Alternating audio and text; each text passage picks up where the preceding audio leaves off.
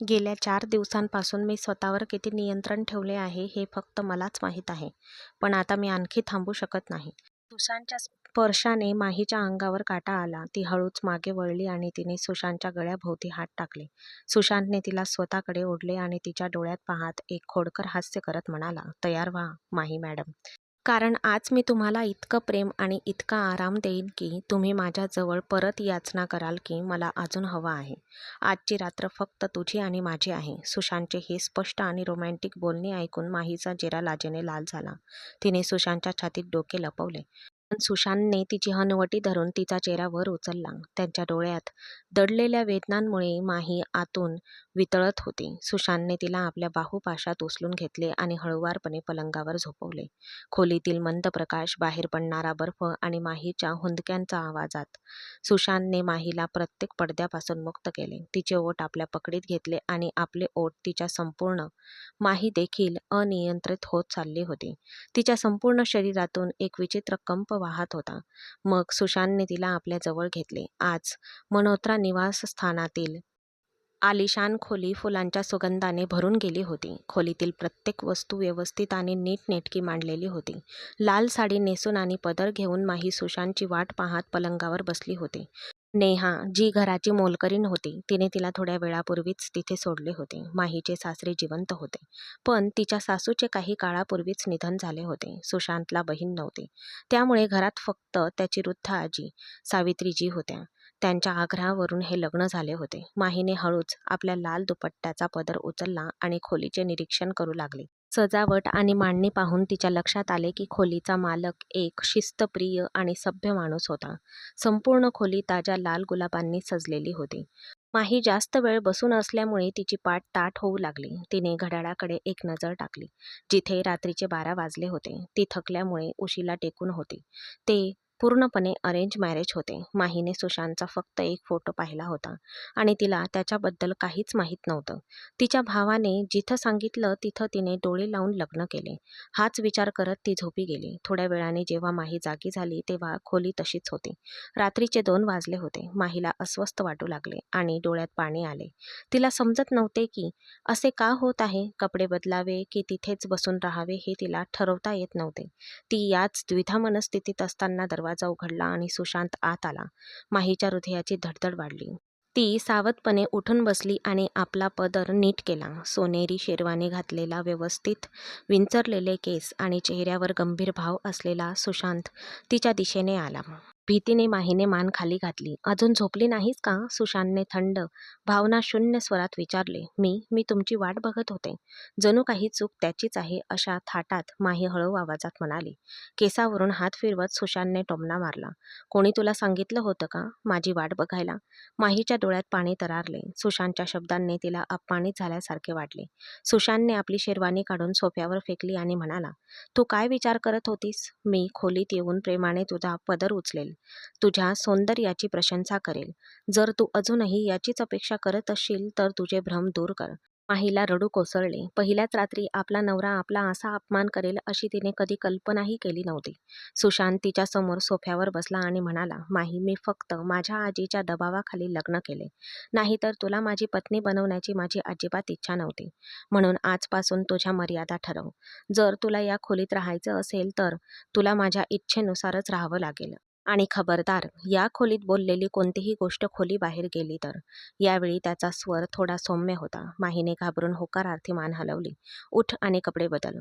सुशांतने तिला आज्ञा दिली. माही आपला जड लेहेंगा सावरत उठू लागली. तेवढ्यात सुशांत तिच्या जवळ आला आणि म्हणाला, "आधी तुझा हा पदर काढ, नाहीतर तू त्या जड लेहेंग्याच्या वजनाखाली कोसळशील.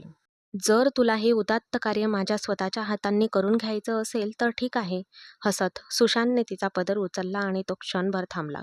हलकासा मेकअप आणि खाली झुकलेल्या दाट काळ्या पापण्यांमुळे माही इतकी निरागस आणि सुंदर दिसत होते की सुशांत क्षणभर चकित झाला. माही जेमतेम 22 किंवा 23 वर्षाची असावी. आपल्या आजीने आपल्यासाठी इतकी सुंदर वधू निवडली असेल यावर सुशांतचा विश्वासच बसत नव्हता. पण मग त्याला आठवले की या लग्नात त्याची संमती नव्हती आणि तो पटकन मागे हटला. श्वास रोखून धरत माही घाईघाईने ड्रेसिंग रूमकडे गेली. सुशांतला स्वतःच्या मूर्खपणावर प्रचंड राग आला. त्याने कपाटातून आपले कपडे काढले आणि वॉशरूममध्ये गेला. सुशांतला अजून लग्न करायचे नव्हते, पण त्याच्या आजीने त्याला सांगितले की तिच्याजवळ अजून थोडे आयुष्य शिल्लक आहे. मला माझ्या नातवाचा चेहरा पाहून माझा शेवटचा श्वास घ्यावासा वाटतोय आणि मी अजून किती काळ जिवंत राहणार आणि मी अजून किती काळ घराचा भार सहन करणार. माझं वय वाढत चाललं आहे. आता तो या असहाय्यतेचा बदला घेण्यासाठी या निष्पाप माहीवर सूड उगवणार होता. जेव्हा तो बाहेर आला तेव्हा माही अजूनही आतच होती. चिडलेल्या सुशांतने खोलीतील सर्व दिवे बंद केले. त्याने रात्रीचा दिवा लावला आणि जाऊन पलंगावर झोपला. तेवढ्यात ड्रेसिंग रूमचा दरवाजा उघडला आणि माही बाहेर आली. तिने एक साधा फिकट गुलाबी रंगाचा ड्रेस घातला होता आणि गळ्यात दुपट्टा होता. सुशांतने डोळ्यावर हात ठेवला होता. माहीने त्याच्याकडे पाहिले आणि मुकाट्याने म्हणाली, याचं काय करावं ते मला कळतच नाही. ती वॉशरूममध्ये गेली. सगळा मेकअप धुवून बाहेर आल्यावर तिने केस विंचरले. पुढे काय करावे हे तिला सुचत नव्हते. ती हळूच बेडकडे सरकली होती. तेवढ्यात सुशांतचा जड आवाज घुमला, इथे नको, तिकडे त्या सोफ्यावर जाऊन झोप. सुशांतने डोळे न उघडताच एक नवीन आदेश दिला होता. माही हताशपणे त्याच्याकडे पाहत राहिली, पण ती शांतपणे जाऊन सोफ्यावर झोपली.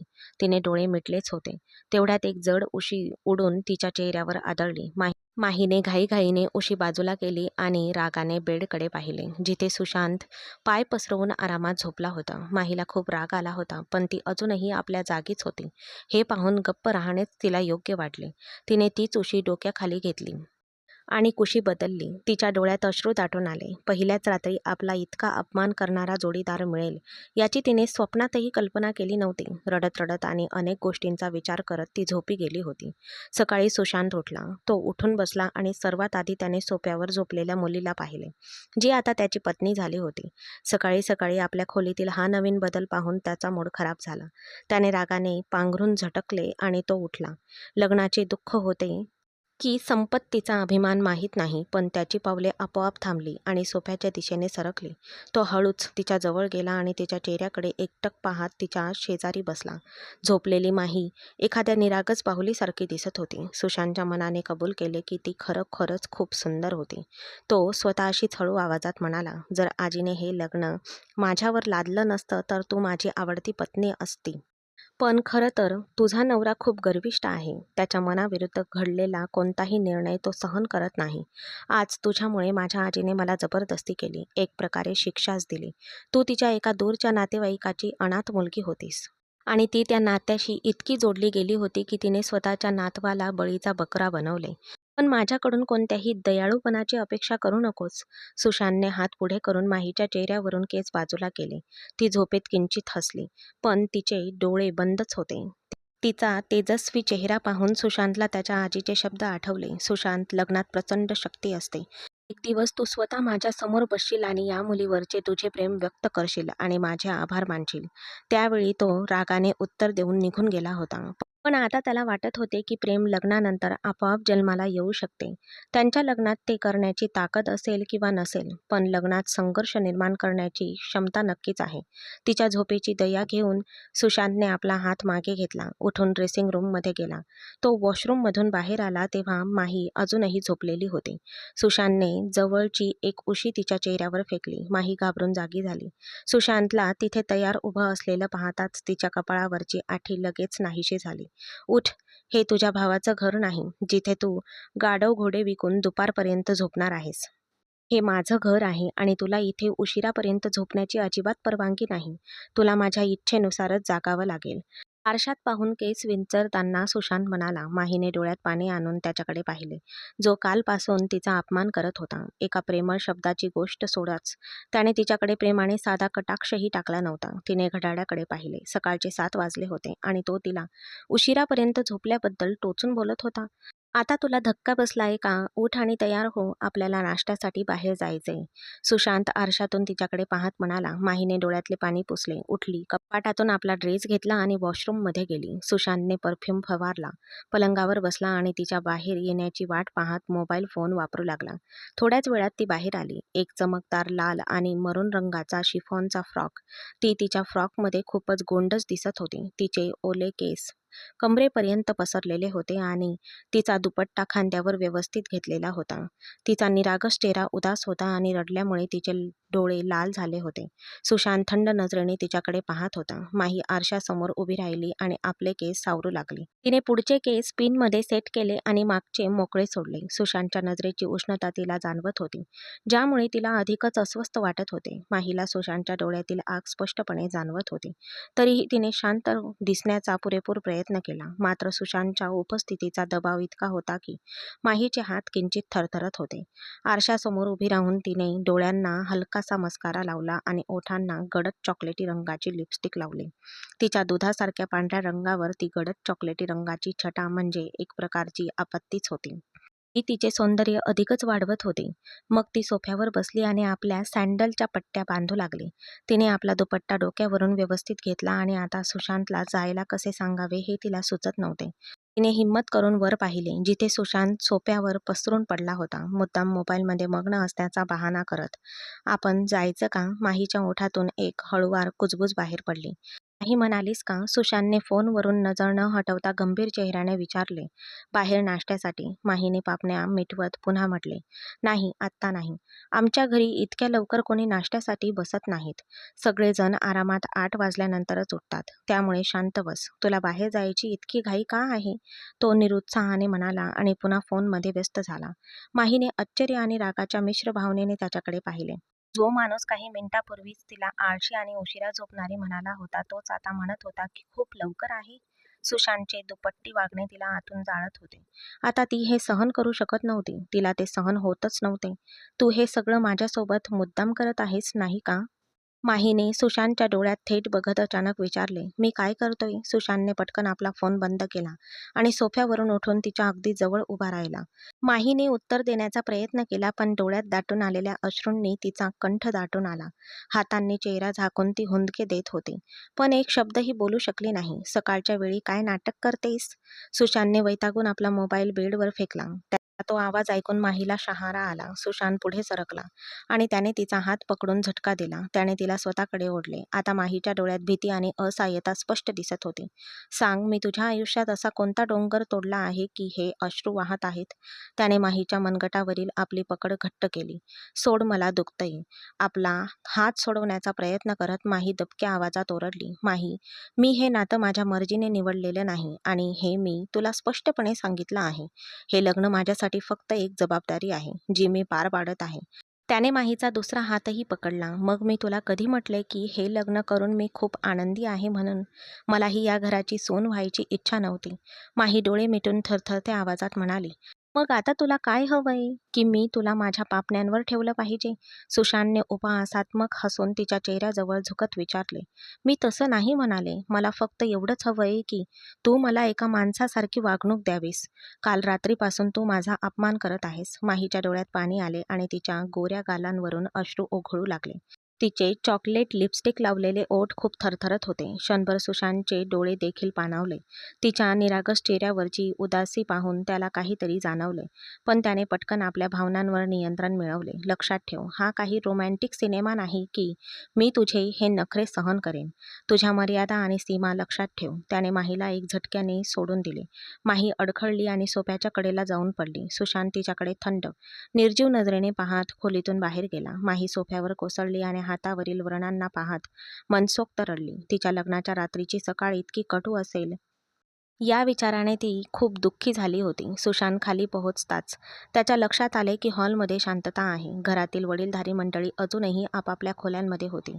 त्याने रागाने टीव्हीचा रिमोट उचलला आणि मोठ्या आवाजात बातम्या लावल्या. माहीचा चॉकलेट लिपस्टिक लावलेला चेहरा, तिचे अश्रूंनी भरलेले डोळे अजूनही त्याच्या डोळ्यासमोर चमकत होते. तो तिच्यातील निरागसता मनातून पुसून टाकण्याचा प्रयत्नही करू शकत नव्हता, पण त्याचा अहंकार त्याला पुन्हा वर जाण्यापासून रोखत होता. तेवढ्यात त्याची आजी आली आणि सुशांतला एकटं पाहून तिला आश्चर्य वाटलं. "सुशांत, तू इथे एकटा? माझी सून कुठे आहे? तिला सोबत का नाही आणलंस?" सुशांत चिडून म्हणाला. "ती स्वतःहून येईल. तिला रस्ता माहीत आहे." त्याच्या आजीने त्याच्याकडे रागाने पाहिले. "सुशांत, ती या घरात नवीन आहे. जा आणि तिला व्यवस्थित खाली घेऊन ये." नाहीतर तुझे बाबूजी तुझ्यावरच ओरडतील. सुशांत पुटपुटत जिन्याकडे परत वळला. त्याला माहीत होतं की माहीला पाहायची इच्छा असो वा नसो, मोठ्या माणसांकडे दुर्लक्ष करणं त्याला शक्य होणार नाही. सुशांतने न्यूज चॅनलचा आवाज वाढवला होता आणि तो टीव्हीमध्ये मग्न असण्याचा आव आणत होता. पण त्याचे लक्ष सारखे जिन्याकडे जात होते. सुमारे 15 मिनिटांनी माही जिन्यावरून खाली आली. तिने तिचे जड कपडे बदलले होते आणि आता ती एका साध्या पण आकर्षक सूटमध्ये होती. मात्र तिचे सुजलेले लाल डोळे ओरडून सांगत होते की ती वरती मनसोक्त रडली होती.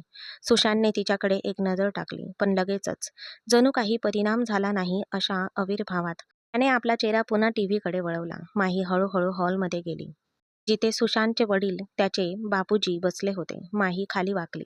तिने त्याच्या पायांना स्पर्श केला आणि हळूच म्हणाली, शुभ सकाळ पप्पा. तिच्या सासऱ्यांनी प्रेमाने तिच्या डोक्यावर हात ठेवला आणि हसून म्हणाले, आनंदी राहा बाळा. आमची लाडकी सून जागी झाली आहे. काल रात्री तुझी झोप चांगली झाली का? माहीने मंद हसून उत्तर दिले, हो पप्पा. मी तुमच्यासाठी नाश्ता बनवू का? अरे नाही बाळा. तू या घरात येऊन एक दिवसही झाला नाही आणि तू स्वयंपाकघरात जायला बोलत आहेस. तू आता आराम कर, पप्पा प्रेमाने म्हणाले. सोफ्यावर त्यांच्या शेजारी बसलेली माही म्हणाली, पण पप्पा, तुम्ही आत्ताच मला तुमची मुलगी म्हणालात. मग मुलगी स्वतःच्या घरात काम करू शकत नाही का? मला तुमच्यासाठी काहीतरी बनवून तुम्हाला खाऊ घालायला खूप आनंद होईल. तिच्या निरागसपणावर पप्पा हसले. ठीक आहे, चालेल. तू तुझं काम करू शकतेस, पण आज नाही. शांतपणे ऐकत असलेला सुशांत माहीचा आवाज आणि तिचं हलकंसं हसणं पाहून आतून संतापला. त्याच्यासमोर रडणारी मुलगी बाबूजींसोबत इतकी सहज वावरत आहे या विचाराने तो चिडला होता. जेव्हा त्याला हे सहन होईना तेव्हा तो जागेवरून उठला. उठ, जा आणि माझ्यासाठी नाश्ता बनव. सुशांत अत्यंत उद्धट आणि मोठ्या आवाजात म्हणाला. बाबूजींनी सुशांतकडे आश्चर्याने पाहिले. सुशांत, मी आत्ताच तिला सांगितले की आज काम करू नकोस आणि तू पुन्हा सुरू केलंस. ती आत्ताच खाली आली. बाबूजी, ती माझी बायको आहे आणि मला जे हवं ते मी तिच्याकडून करून घेऊ शकतो. तुम्हाला यात ढवळाढवळ करायची गरज नाही. सुशांत माहीकडे न पाहता म्हणाला. मग तो माहीकडे वळून म्हणाला, आणि तू इथे बसून गप्पा मारल्याने आपलं पोट भरणार नाही. स्वयंपाकघरात चल. माही घाबरून उभी राहिली. बाबूजींनी तिला थांबवण्याचा प्रयत्न केला. बाळा, खाली बस.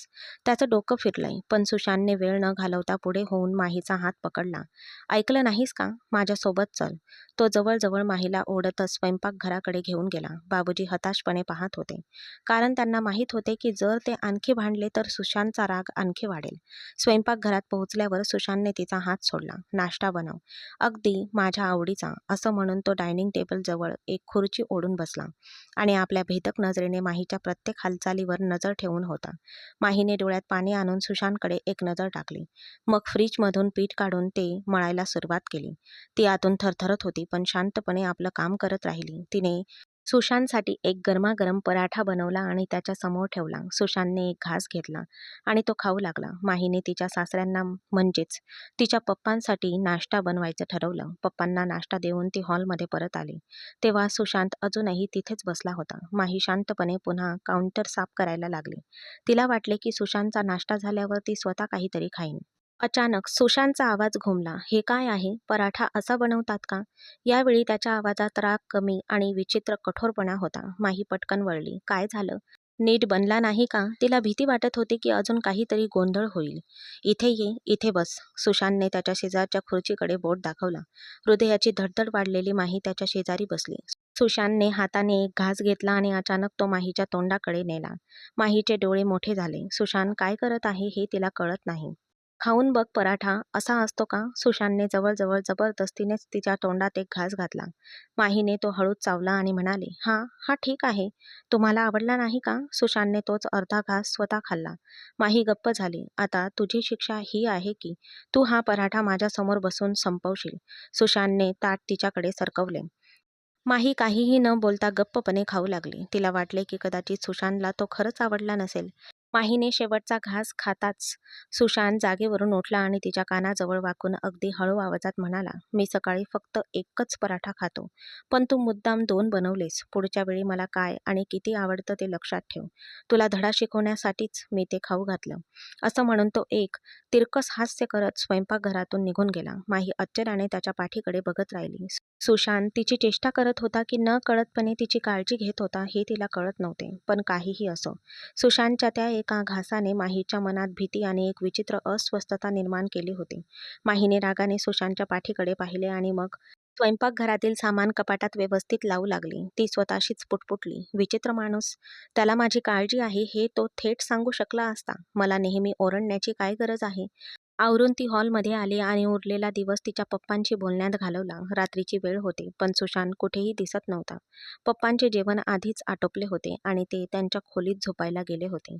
माहीने थोडा वेळ वाट पाहिली. मग दमून ती तिच्या खोलीत परत आली. जड अंतकरणाने तिने कपडे बदलले आणि ती सोफ्यावर आडवी झाली. सुशांत तिला पुन्हा तिथेच झोपायला सांगेल अशी तिला अपेक्षा होतीच. दिवसाच्या थकव्यामुळे तिला झोप लागली.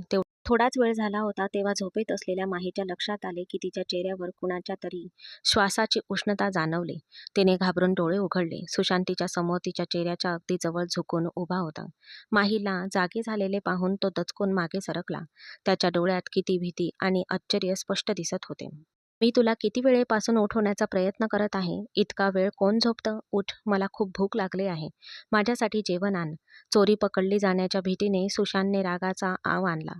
गाढ झोपेतून जागी झालेली माही चिडून म्हणाली, तू मला इथे फक्त काम करायलाच आणलंयस का? तू नेहमी हुकूम देत असतोस. सुशांतने तिच्याकडे रागाने पाहिले. तू खूप जास्त बोलायला लागली आहेस. म्हणजे आता मी बोलायचं सुद्धा नाही का? माही आपला दुपट्टा सावरत तिरकस चेहरा करून सोफ्यावरून उठली आणि म्हणाली. सुशांतला तिचा निरागसपणा आवडला. तिने आपलं हसू लपवत कठोरपणे म्हटले, माझ्यासमोर अशी लांबलचक जीभ वापरण्याची गरज नाही. जा आणि जेवण वाढ. माही पाय आपटत किचनकडे गेली. ती निघून गेल्यावर सुशांतच्या चेहऱ्यावर एक मोठे हास्य उमटले. कपाटातून आपले कपडे बाहेर काढत तो पुटपुटला, ही मुलगी प्रत्येक वेळी माझं लक्ष कसं वेधून घेते कळतच नाही. ती किती गोंडस दिसते. मग अचानक तो स्वतःलाच म्हणाला, तुलाही बाबूजींची निवड आवडते की काय? सुशांत, तू शुद्धीवर आहेस का? त्याने मनातील आवाजाकडे दुर्लक्ष केले आणि तो वॉशरूममध्ये गेला. जेव्हा माही जेवण घेऊन खोलीत आली तेव्हा सुशांत सोफ्यावर बसून मोबाईल फोन वापरत होता. त्याचे ओले केस कपाळावर विखुरलेले होते, ज्यामुळे तो खूप आकर्षक दिसत होता. जेवण वाढून झाल्यावर लगेच झोपून जाईल या विचाराने माही आली होती, पण त्याला सोफ्यावर बसलेले पाहून तिला अधिकच राग आला. तिने गुपचूप ट्रे टेबलावर ठेवला आणि जाऊन बेडवर बसली. तिला झोप येत होती. ती सुशांतकडे पाहत होती, जो मोबाईल फोन वापरत आरामात आणि सावकाशपणे जेवत होता. माही बेडच्या हेडबोर्डवर टेकली आणि काही क्षणातच ती तिथे बसून गाढ झोपी गेली. सुशांतचे जेवण झाल्यावर तिच्याकडे पाहिले तर माही झोपलेली होती.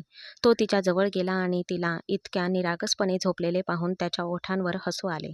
सुशांतने तिला अगदी हळुवारपणे आपल्या बाहूंमध्ये उचलले आणि पलंगावर व्यवस्थित झोपवले. त्याने तिच्या अंगावर ब्लँकेट टाकले, लाईट बंद केली आणि तो दुसऱ्या बाजूला आडवा झाला. झोपेतही नकळतपणे सुशांतचा हात माहीकडे गेला. त्याने प्रेमाने तिच्या गालावरून हात फिरवला आणि तिचा हात धरून तिला हळुवारपणे आपल्या जवळ ओढले. माहीचा निरागस आणि सुंदर चेहरा जवळ असल्याने त्याला एक विलक्षण शांतता जाणवली आणि त्यालाही झोप लागली. सकाळी जेव्हा माहीने डोळे उघडले तेव्हा ती थक्क झाली. ती सुशांतच्या मिठीत होती. तिचा चेहरा त्याच्या छातीला अगदी टेकलेला होता. ती भीतीने जागी झाली. माहीच्या अचानक हालचालीने सुशांतलाही जाग आली. तुला दिसत नाही का? मी झोपलेलो होतो. तुला नीट उठता येत नाही का? मी मी इथे काय करत आहे? माहीने डोके खाजवत विचारले. तू इथे मी करत बकरीसारखी काय करत आहेस? मी तुला बोलवले नाही. तू रात्रभर मला बिलकून झोपली होतीस. तू मला नीट झोपू देखील दिले नाहीस.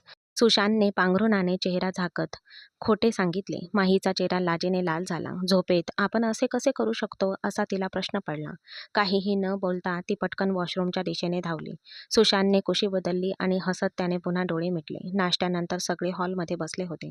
त्यानंतर जेव्हा ते दोघेही नाश्त्यासाठी खाली गेले तेव्हा बाबूजींनी सुशांतकडे एक पाकीट पुढे केले. हे काय आहे बाबूजी? पाकीट उघडत सुशांतने विचारले. ही तुम्हा दोघांची स्वित्झर्लंडची तिकिटे आहेत. तुम्ही दोघे उद्या हनीमूनला जात आहात. सुशांतने ते पाकीट जोरात टेबलावर फेकले. बाबूजी, मी तुमच्या सांगण्यावरून लग्न केले, पण आता हे काय चालले आहे? मी कुठेही जाणार नाही. सुशांत, तू जाणार आहेस आणि हा माझा अंतिम निर्णय आहे. लग्नानंतरचे हे दिवस फिरण्यासाठीच असतात. बाबूजींनी आदेश दिला. मी जाणार नाही. जर तुमच्या सोनेला इतकीच फिरायची आवड आहे तर तिला एकटीला पाठवा. सुशांत रागाने उठून उभा राहिला. सुशांत, जर तू गेला नाहीस तर आजपासून या घराशी असलेले तुझे सर्व संबंध तुटले आहेत असे समज. बाबूजींचा आवाज अत्यंत कठोर होता. सुशांतने रागाने टेबलावर पडलेल्या तिकिटांकडे पाहिले. बाबूजी, हे चुकीचे आहे. तुम्ही एकटे कसे सगळे सांभाळणार? मला तुमची काळजी वाटते. जेव्हा तू मीटिंगसाठी आठवडाभर दुसऱ्या शहरांमध्ये राहत असतोस तेव्हा तू माझा विचारही केला नाहीस, तेव्हाही मी इथे एकटाच होतो. बाबूजी भावूक होऊन म्हणाले, ज्यामुळे सुशांत निशब्द झाला. सुशांत काहीतरी बोलण्याचा प्रयत्न करत होता, पण जवळ बसलेल्या सावित्रीने त्याला मध्येच थांबवले. सुशांत, तुझ्या वडिलांचा निर्णय अंतिम आहे आणि तसेही आम्हाला हवंय की लवकरात लवकर लहान मुलाच्या हसण्याचा आवाज आमच्या घरात घुमावा. जर तुझी आई नीलम जिवंत असती तर तिलाही हेच हवं असतं. तुला काही कल्पना आहे का, की तिच्या नातवाचे चेहरे पाहून तिला किती आनंद झाला असता? आजीच्या शब्दांनी सुशांत निशब्द झाला. आईचं नाव ऐकताच त्याचा अहंकार नाहीसा झाला. ठीक आहे, आम्ही निघतो. तयार हो. माहीकडे बघत सुशांत थंडपणे म्हणाला आणि पाय आपटत निघून गेला. माही पुतळ्यासारखी तिथेच उभी राहिली. बाबूजींनी तिच्या डोक्यावर हात ठेवला. बाळा, तो अजूनही रागावलेला आहे, पण माझा निर्णय तुम्हा दोघांच्या हितासाठीच आहे. जा, तयार हो. माहीने शांतपणे तिकीट उचलली आणि त्या आपल्या खोलीत परतली. संध्याकाळपर्यंत तिने तिचं आणि सुशांतचं सगळं सामान भरून पूर्ण केलं होतं. जेव्हा सुशांत ऑफिसमधून परत आला तेव्हा त्याने आपलं घड्याळ काढलं आणि टेबलावर ठेवलं आणि तिला टोमणा मारत म्हणाला, स्वित्झर्लंडला जायची तुला फार उत्सुकता आहे. तू खूप घाईघाईने सामान भरलं आहेस. जर तुला खरंच उत्सुकता असती तर तुझ्या चेहऱ्यावर हसू असतं. सुशांत, पप्पांच्या आग्रहामुळे ही फक्त एक सक्ती झाली आहे, माहीने कडवटपणे उत्तर दिले. सुशांतचे हात शर्टाची बटणे काढता काढता थांबले. त्याने आश्चर्याने माहीकडे पाहिले. मग तुला कोण जबरदस्ती करत आहे? मला फक्त पप्पांचं मन दुखवायचं नाहीये, माही म्हणाली, तिला यात काहीच रस नसल्याचं दर्शवत. तोंड बंद कर. तू तिथे काय करणार आहेस? मी काही तुझा हात धरून दऱ्याखोऱ्यांमध्ये फिरवणार नाही. सुशांत कुटील हास्य करत म्हणाला, ठीक आहे, मी एकटीच फिरेन. माही चिडून म्हणाली आणि तिने कपाट बंद केले. सुशांतने तिच्याकडे रागाने पाहिले आणि तो वॉशरूममध्ये गेला. दुसऱ्या दिवशी ते स्वित्झर्लंडला निघाले. संपूर्ण प्रवासात त्यांच्या चेहऱ्यावर शांतता पसरली होती. सुशांत त्याचा लॅपटॉप आणि फोनमध्ये व्यस्त होता, तर माही खिडकीबाहेर बघत होती. पण तिचे मन दुसरीकडेच होते. जेव्हा ते हॉटेलमध्ये पोहोचले तेव्हा कडाक्याची थंडी होती. हॉटेलच्या लॉबीमध्ये पोहोचल्याबरोबरच माही थरथरत होती. हॉटेलच्या खोलीत पोहोचल्यावर सुशांतने जेवण मागवले. ते पहिल्यांदाच एकत्र टेबलावर बसले. पण एकही शब्द न बोलता. जेवण संपताच सुशांत काही कामासाठी बाहेर गेल्याचे कारण सांगून खोलीतून निघून गेला. माहीला थंडी वाजत होती आणि जड वाटत होते. तिने लगेच स्वतःला डोक्यापासून पायापर्यंत पांघरुणाखाली झाकून घेतले. ती झोपी गेली. तिला सुशांतकडून कोणत्याही आपुलकीची अपेक्षा नव्हतीच, त्यामुळे झोपून राहणेच तिला योग्य वाटले. जवळपास 2 तास उलटून गेले होते. सुशांत खोलीत परत आला आणि माहीला झोपलेली पाहून त्याला प्रचंड राग आला. तो गेल्या अर्ध्या तासापासून तिच्याकडेच पाहत होता, पण जेव्हा ती जागी झाली नाही तेव्हा त्याने तिचा हात पकडून तिला जोरात हलवले. प्रचंड तापाने फणफणलेली माही आपले जड डोळे उघडण्यासाठी धडपडत होती. तुम्ही इथे झोपायला आला आहात मॅडम? तुम्ही हनीमूनवर आहात, बरोबर? मग उठा आणि बाहेरचं दृश्य बघा. घरी तुम्हाला पुरेशी झोप मिळत नाही का? सुशांतने पटकन तिचं पांघरून बाजूला केलं. सुशांतजी, मला खूप थंडी वाजते. प्लीज मला झोपू द्या, माही थरथरत्या आवाजात गयावया करत म्हणाली. तापाने तिचा चेहरा लालबुंद झाला होता. इथे थंडी नाहीये. काहीही कारणं देऊ नकोस. तू इथे मजा करायला आली होतीस, बरोबर? उठ. सुशांतने तिचा हात जबरदस्तीने पकडला. तिला उभं केलं आणि अक्षरशः ओढतच खोलीतून बाहेर नेलं. जा, बाहेर हवी तेवढी मजा कर. सुशांतने रागाने जोरात दार आपटून बंद केले. माही त्या थंड कॉरिडॉरमध्ये एकटीच उभी राहिली. तिने दारावर जोरजोरात ठोसे मारले. सुशांत, प्लीज दार उघड. मला बरं वाटत नाहीये. पण काहीच प्रतिसाद आला नाही. तापाची उष्णता आणि बाहेरच्या थंडीमुळे तिची अवस्था बिकट झाली होती. ती तिथेच पडून ती जमिनीवर बसून रडू लागली. त्याच वेळी तिथून जाणाऱ्या 2 अनोळखी व्यक्तींनी माहीला रडताना पाहिले. त्यांनी एकमेकांना खुणावले आणि धावत जाऊन तिचे तोंड दाबले. माही इतकी अशक्त होती की ती ओरडूही शकली नाही. त्यांनी तिला उचलून जवळच्या एका रिकाम्या खोलीत नेले. दरम्यान सुशांत खोलीतल्या सोफ्यावर बसला होता. पण त्याचं मन अस्वस्थ होतं. त्याला अचानक जाणवलं की आपण जरा जास्तच केलं आहे. माहीचा चेहरा खरंच लाल झाला होता. तिला खरंच ताप आला होता का? पश्चातापाची एक लाट त्याच्या मनात उसळली आणि त्याने पटकन दार उघडलं. पण माही तिथे नव्हती. माही कुठे गेली? सुशांतने कॉरिडॉरमध्ये इकडे तिकडे पाहिलं. मग त्याला दिसलं. शेजारच्या खोलीच्या दाराजवळ पडलेल्या माहीच्या ब्रेसलेटवर त्याची नजर पडली. सुशांतच्या हृदयाची धडधड वाढली. त्याने लगेच दारावर लाथ मारली. 2-3 जोरदार फटक्यांनंतर ते तुटले. सुशांत आत घुसला आणि आतले दृश्य पाहून त्याच्या अंगावर काटा आला. ताप आणि अशक्तपणामुळे रडत असलेल्या माहीला 2 अनोळखी व्यक्तींनी घेरले होते. एक क्षणही न घालवता सुशांतने त्याला मागे खेचले, खाली पाडले आणि त्यांच्यावर झडप घातली. जेव्हा ती मुले थकून गेली तेव्हा सुशांत माहीकडे वळला. माही भिंतीला टेकून जोरजोरात थरथरत होती. सुशांतला स्वतःवर इतका राग आला की त्याने भिंतीवर ठोसा मारला. तो हळूच माहीच्या मानेपर्यंत पोहोचला. तो जवळ येत असताना सुशांत पुन्हा ओरडेल या भीतीने माहीने डोळे मिटून घेतले. पण सुशांतने तिला हळुवारपणे मिठीत घेतले आणि आपल्या छातीशी कवटाळले. सुशांतच्या मिठीत पडताच माहीचे अश्रू अधिकच दाटून आले. सुशांतच्या शरीराने आपल्याला आपल्याला संरक्षण दिल्याचे तिला जाणवले. माहीच्या शरीरात उष्णता वाढल्याचे सुशांतला जाणवले. त्याने तिच्या कपाळावरून हात फिरवला आणि आपले ओठ तिच्या कपाळावर टेकवले. त्याने माहीला आपल्या बाहूंमध्ये उचलले आणि आपल्या खोलीत आणले. तिला पलंगावर झोपवल्यानंतर त्याने लगेचच मॅनेजरला फोन केला, जेणेकरून त्या मुलांना पोलिसांच्या ताब्यात देता येईल. माही, बस, चल, बघ, मी इथेच आहे, आता सगळं काही ठीक आहे. सुशांत तिच्याकडे बसून तिचे अश्रू पुसत म्हणाला, जर जर तू मला घराबाहेर काढलं नसतंस तर हे कधीच घडलं नसतं. माही हुंदके देत म्हणाली. सुशांतला खरंच खूप लाज वाटली. त्याने माहीचे दोन्ही हात आपल्या हातात घेतले आणि हळू आवाजात म्हणाला, मला खरंच माफ कर माही. इथे लोक असे असतील याची मला कल्पना नव्हती. कृपया मला माफ कर. जणू काही आपलं वचन पुन्हा देत असल्याप्रमाणे त्याने ती अंगठी माहीच्या बोटात परत घातली. माहीने आपला चेहरा दुसरीकडे वळवला.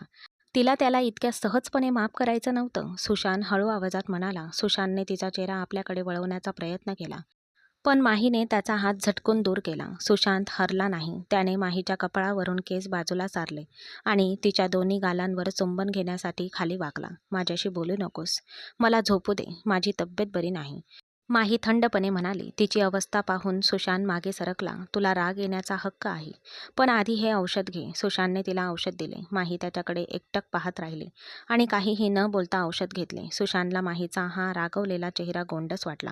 औषधाच्या प्रभावाने माहीचे डोळे जड होऊ लागले. सुशांत सोफ्यावर बसला आणि आणि ती पण. तो माहीच्या जवळ आला. त्याला भीती वाटत होती की माही पुन्हा घाबरेल. सुशांतने माहीच्या पापण्यांना स्पर्श केला आणि तिला हळुवारपणे जवळ ओढले. माहीने झोपेत प्रतिकार केला नाही. उलट ती सुशांतच्या छातीला आणखी घट्ट बिलगली. सुशांतला वाटले की कदाचित हाच तो क्षण होता जेव्हा द्वेष कमी होऊ लागला होता. त्याने माहीच्या कपाळावर चुंबन घेतले आणि तो गाढ झोपेत गेला. दुसऱ्या दिवशी सकाळी जेव्हा माही जागी झाली तेव्हा तिला जाणवले की तिची डोकेदुखी आणि ताप बऱ्यापैकी कमी झाला आहे. पण सुशांतच्या मिठीत स्वतःला असल्याचे जाणवताच तिच्या हृदयाची धडधड वाढू लागली. तिने हळुवारपणे सुशांतचा मजबूत हात आपल्या कमरेवरून काढण्याचा प्रयत्न केला. पण सुशांतने तिला घट्ट पकडले होते. अखेर हार मानून माही तिथेच पडून राहिली आणि सुशांतकडे पाहण्यासाठी तिने चेहरा वर उचलला. सुशांतचा चेहरा झोपेत एखाद्या निरागस मुलासारखा दिसत होता. त्याच्या कपाळावर विखुरलेले केस, टोकदार नाक आणि किंचित वाढलेली दाढी. माहीने त्याला इतक्या जवळून पहिल्यांदाच पाहिले होते. तो खूप आकर्षक पुरुष होता. माहीला नक्की काय झाले आहे हे कळत नसल्याने तिने हळूच हात पुढे करून सुशांतच्या कपाळावरून केस बाजूला केले आणि मग स्वतःला वर उचलून आपले ओठ त्याच्या कपाळावर टेकवले. मी जागा असतानाही तुम्ही हेच करू शकता बेगम साहिबा. मी तुम्हाला अजिबात थांबवणार नाही. सुशांत डोळे न उघडताच खोडकर हसत म्हणाला. माही निशब्द झाली. लाजल्यामुळे तिला लपायला जागा सापडली नाही, म्हणून तिने पटकन आपला चेहरा सुशांतच्या छातीत लपवला. माहीच्या या कृत्याने सुशांतचे हसणे संपूर्ण खोलीत घुमले. आता का लाजत आहेस? मी आत्ताच म्हणालो की तू माझ्या उठण्याची वाट बघायला हवी होतीस. सुदैवाने मी वेळेवर उठलो, नाहीतर कोण जाणे तुझी आणखी काय हेतू होते. सुशांत उपहासाने म्हणाला. माहीने रागाने आपला चेहरा बाहेर काढला. पहिली गोष्ट म्हणजे मी तुझ्यासारख्या झोपलेल्या मुलीचा फायदा घेत नाही. आणि दुसरी गोष्ट, जरी मी काही केले असते तरी तू माझा नवरा आहेस. तुझ्यावर माझा हक्क आहे. तिने आपले सर्व धैर्य एकवटले आणि त्याच्या डोळ्यात पाहिले. तो तिच्या उजव्या आणि डाव्या हातावर हात ठेवून तिच्या डोळ्यात खोलवर पाहू लागला. आता सांग, तू काय म्हणत होतीस? सुशांतच्या नजरेतील उष्णतेने माहीचा सगळा राग नाहीसा झाला. ती एक शब्दही बोलू शकली नाही. सुशांत खूप गंभीरपणे म्हणाला, माही, मला एक संधी दे. मला तुझ्या सगळ्या तक्रारी पुसून टाकायच्या आहेत. मी तुला कधीही निराश करणार नाही. माहीच्या डोळ्यात पाणी तरळले. तू मला इतकं वाईट ओरडलास, घराबाहेर हाकलून दिलंस. तू आयुष्यभर मला ओरड. मी तुला कधीही थांबवणार नाही. सुशांत तिच्या गालाला हळुवारपणे स्पर्श करत म्हणाला. मग तो हसला आणि म्हणाला, फक्त रागाच्या भरात मला चापट मारू नकोस. माहीने नाक मुरडले. तुम्ही अजिबात निष्पाप नाही, त्यामुळे तुम्हाला मार बसेनच. ठीक आहे बाबा, माझ्याकडून झालेल्या प्रत्येक चुकीबद्दल मी माफी मागतो. सुशांतने खरंच दोन्ही हातांनी स्वतःचे कान पकडले. माहीला हसू फुटले, पण तिने ते दाबण्याचा खूप प्रयत्न केला. मग आता मला पण सिटअप्स करावे लागतील का? सुशांतने हसत विचारले. माही हसली आणि त्याचा हात धरून म्हणाली, तू इतका मोठा झाला आहेस आणि सिटअप्स करणार आहेस? लोक काय विचार करतील? मी माझ्या बायकोला पटवण्यासाठी काहीही करू शकतो. सुशांत खाली वाकला आणि त्याने आपले नाक माहीच्या नाकावर टेकवले. माहीचं हसणं तिथेच थांबलं आणि खोलीतील वातावरण रोमॅन्टिक झालं. आपण कुठेतरी बाहेर जायचं का? वातावरण बदलण्यासाठी माही पटकन म्हणाली. मुळीच नाही. तू इथे आल्या आल्या आजारी पडलीस. आता आराम कर. तिची युक्ती ओळखून सुशांतने नकार दिला. जर तू मला फिरायला नेलं नाहीस, तर मी पुन्हा तुझ्याशी बोलणं बंद करेन. माहीने त्याला एक गोड धमकी दिली. यार, असं करू नकोस. आता मी तुझ्याशिवाय जगू शकत नाही. तिला मिठीत घेत सुशांत म्हणाला, चल उठ, बाहेर जाऊया. सुशांत तिच्या आग्रहापुढे झुकला. माहीच्या चेहऱ्यावर एक गोड हास्य उमटले. सुशांत माहीच्या धमकीला घाबरला होता असे नाही. त्याला वाटले असते तर दिलासा देण्याची गरज आहे असे सांगून तो तिला तिथेच थांबवू शकला असता. पण आता त्याला माहीला आपल्या प्रेमाची जाणीव करून द्यायची होती. त्याला तिला सांगायचे होते की माही आता त्याच्या आयुष्यातील सर्वात महत्त्वाची व्यक्ती बनली आहे. थोड्याच वेळात ते स्वित्झर्लंडच्या बर्फाच्छादित दऱ्यांमधून हातात हात घालून चालत होते. सुशांत काहीतरी बोलायचा की माही खळखळून हसायची आणि कधी-कधी त्याच्या नजरेतील खोली पाहून ती लाजून लाल व्हायची. सुशांत फक्त तिच्याकडे एकटक पाहत होता. आता त्याची खात्री पटली होती की बाबूजी आणि आजीने जो निर्णय घेतला होता तो अगदी बरोबर होता. तेवढ्यात सुशांतचा फोन व्हिडिओ कॉलने वाजायला लागला. त्याने पाहिलं की समोर बाबूजी आणि आजी दोघेही होते. सुशांतने कॉल उचलला आणि त्यांना समोर सुंदर दृश्य दाखवलं. वाह, तुम्ही दोघे एकत्र खूप आनंदी दिसत आहात, बाबूजी हसून म्हणाले. आजीने खोडकरपणे आपला चष्मा सावरला आणि म्हणाल्या, तुम्ही आनंदी दिसत आहात, पण आपल्याला ती चांगली बातमी कधी मिळणार? सुशांत, लक्षात ठेव, आपल्याला घरातल्या लहान पाहुण्याच्या येण्याने जो आनंद येणार आहे तो आनंदाची गरज आहे. रिकाम्या हाताने परत येऊ नकोस. आजीच्या स्पष्ट शब्दाने माहीचा चेहरा टोमॅटोसारखा लाल झाला आणि तिने लाजेने आपली नजर खाली झुकवली. सुशांत सुद्धा हसला आणि माहीकडे बघून म्हणाला, आजी, तू फक्त प्रार्थना कर. तुझी इच्छा लवकरच पूर्ण हो. सुशांत हॉटेलमध्ये परतला तेव्हा त्याच्या आजीचे शब्द त्याच्या मनात घुमत होते. हॉटेलच्या खोलीतील वातावरण सुंदर आणि रोमॅन्टिक होते. खिडकीबाहेर पडणारा बर्फ आणि खोलीतील मंद प्रकाशाने एक अनोखी जादू निर्माण केली होती. सुशांत हळूच माहीच्या जवळ गेला. एकही शब्द न बोलता त्याने तिच्या खांद्यावर हात ठेवला आणि तिला आपल्याकडे वळवले. आज सुशांतच्या डोळ्यात एक वेगळीच खोली आणि उत्कटता होती. त्याने हळुवारपणे माहीचे विस्कटलेले केस तिच्या कानामागे सारले आणि तिच्या कपाळावर ओठ टेकवण्यासाठी तो वाकला. तिच्या हृदयाची धडधड वाढली होती आणि तिने आपली मुठ्ठी आवळल्या. सुशांतने आता आपला अधिकार गाजवत माहीला कमरेतून पकडून स्वतःकडे ओढले. सुशांत तिच्या जवळ झुकून तिच्या मानेवर आपला गरम श्वास सोडताच माही अचानक दचकली. त्याला थांबवण्यासाठी तिने हळूच सुशांतच्या छातीवर हात ठेवला. काय झालं माही? तू अजूनही रागावलेली आहेस का? सुशांत तिच्या डोळ्यात बघत कुजबुजला. नाही, ते ते तसं नाहीये सुशांतजी. लाजेने चेहरा लाल झालेल्या माहीने आपली नजर खाली झुकवली. खरं तर माझी पाळी नुकतीच सुरू झाली आहे. माझ्या पोटात खूप दुखतंय. सुशांत क्षणभर थांबला. मग त्याच्या लक्षात आले की लाजेमुळे माही त्याच्या डोळ्यात बघून बोलू शकत नव्हती. हसत त्याने माहीची हनुवटी धरून तिचा चेहरा वर उचलला. फक्त एवढंच? आणि तू त्यासाठी इतकी कचरते आहेस? सुशांतने प्रेमाने तिच्या गालाला स्पर्श केला. माही, तू माझी पत्नी आहेस. मी फक्त तुझ्या सौंदर्यातच नाही तर तुझ्या दुःखातही भागीदार आहे. सुशांतने तिला आपल्या बाहूंमध्ये उचलून हळुवारपणे पलंगावर झोपवले. तो माहीचे सँडल काढण्यासाठी आणि तिच्यावर पांघरून घालण्यासाठी खाली वाकला. आदल्या दिवशी जो माणूस तिच्या चेहऱ्याकडे पाहूनही बोलत नव्हता तो इतका कसा बदलला असेल या विचारात माही आश्चर्याने त्याच्याकडे पाहतच राहिली. सुशांतने किचन सर्व्हंटला बोलावून गरम पाण्याची पिशवी मागवली. त्याने स्वतःच्या हाताने माहीच्या पोटावर त्या गरम पिशवीने शेक दिला आणि तिला औषध दिले. आता कसं वाटतंय? तिच्या शेजारी बसत सुशांतने विचारले. आता बरं वाटतंय, माही हसून म्हणाली आणि तिने त्याचा हात धरला. धन्यवाद सुशांतजी. तुम्ही माझी खूप चांगली काळजी घेतली. ही कसली कृतज्ञता? आता मला आयुष्यभर तुझे नखरे सहन करायचे आहेत, असे म्हणत सुशांतने प्रेमाने तिच्या गालाला स्पर्श केला आणि मग तिचा हात आपल्या ओठांवर ठेवला. त्या रात्री आजीची इच्छा तर पूर्ण झाली नाही, पण सुशांत आणि माहीमध्ये कोणत्याही शारीरिक बंधनापेक्षा अधिक घट्ट आणि सुंदर असे नाते निर्माण झाले. ते रात्रभर एकमेकांच्या मिठीत शांतपणे झोपले. दिवस सरले होते. स्वित्झर्लंडच्या सुंदर दऱ्यांमध्ये माहीला खूप बरे आणि ताजेतवाने वाटत होते. त्या 4 दिवसात सुशांतने सावलीसारखी तिची ज्या प्रकारे काळजी घेतली होती त्यामुळे तिच्या मनात प्रेमाची एक नवीन लाट उसळली होती. पण गेल्या 4 दिवसापासून तहानलेल्या प्रवाशासारखा धीर धरलेला सुशांत आता त्या क्षणाची आतुरतेने वाट पाहत होता, जेव्हा तो तिला पूर्णपणे आपली बनवू शकेल. संध्याकाळ झाली होती आणि बाहेर बर्फ पडायला सुरुवात झाली होती. सुशांत खोलीत शिरला आणि त्याने माहीला आरशासमोर उभी राहून केस विंचरताना पाहिले. तिने एक सुंदर गडद निळ्या रंगाचा सूट घातला होता. तो एक आरसा होता, ज्यामुळे तिचा गोरा रंग अधिकच उजळून निघाला होता. सुशांत हळूच एक पाऊल पुढे टाकून तिच्या मागे उभा राहिला. आरशात सुशांतची नजर आपल्यावर खिळलेली पाहून माहीच्या हृदयाची धडधड वाढली. सुशांतने मागून आपले मजबूत हात माहीच्या कमरेभोवती टाकले आणि आपला चेहरा तिच्या खांद्यावर टेकवला. सुशांतजी, तुम्ही काय करत आहात? माहीने लाजून आपली पापणी मिटली. सुशांत तिच्या कानाच्या जवळ झुकला आणि त्याचा गरम श्वास सोडत कुजबुजला. 4 दिवस माही. 4 दिवस मी स्वतःवर किती नियंत्रण ठेवलंय हे फक्त मलाच माहीत आहे.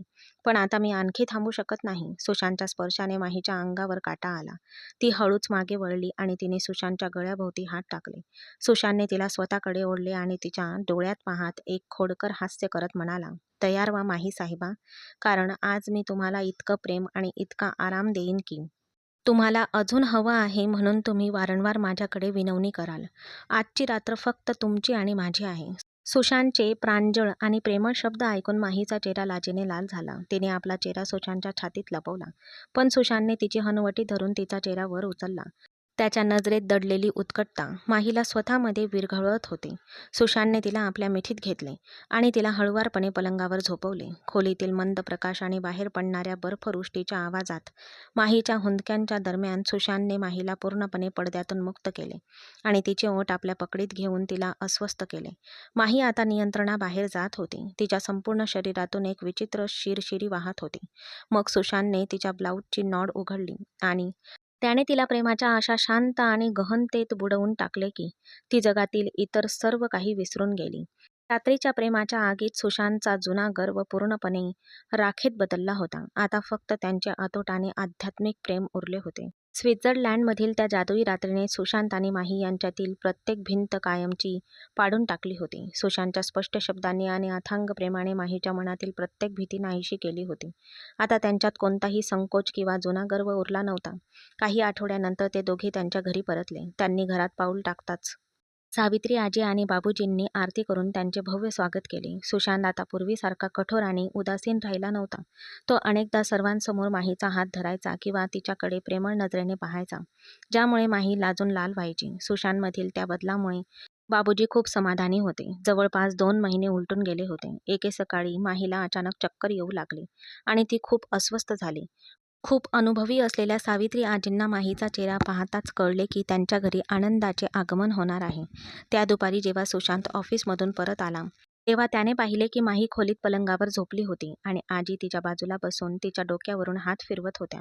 काय झालं आजी? माहीला बरं वाटत नाहीये का? जवळ येत सुशांतने काळजीने विचारले.